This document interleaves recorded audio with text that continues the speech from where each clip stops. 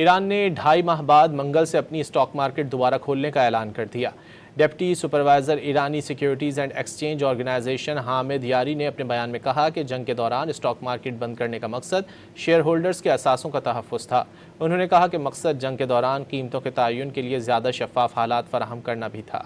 Iran ने 2.5 माह बाद मंगल से अपनी स्टॉक मार्केट दोबारा खोलने का ऐलान कर दिया। डिप्टी सुपरवाइजर ईरानी securities and exchange organization Hamid Yari ने अपने बयान में कहा कि जंग के दौरान स्टॉक मार्केट बंद करने का मकसद शेयर होल्डर्स के असासों का तहफ़्फ़ुज़ था। उन्होंने कहा कि मकसद जंग के दौरान कीमतों के तयन के लिए ज़्यादा शफाफ हालात फराहम करना भी था। ईरान ने 2.5 माह बाद मंगल से अपनी स्टॉक मार्केट दोबारा खोलने का ऐलान कर दिया।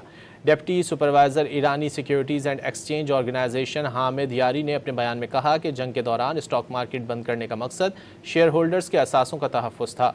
उन्होंने कहा कि मकसद जंग के दौरान कीमतों के तयन के लिए ज़्यादा शफाफ हालात फराहम करना भी था।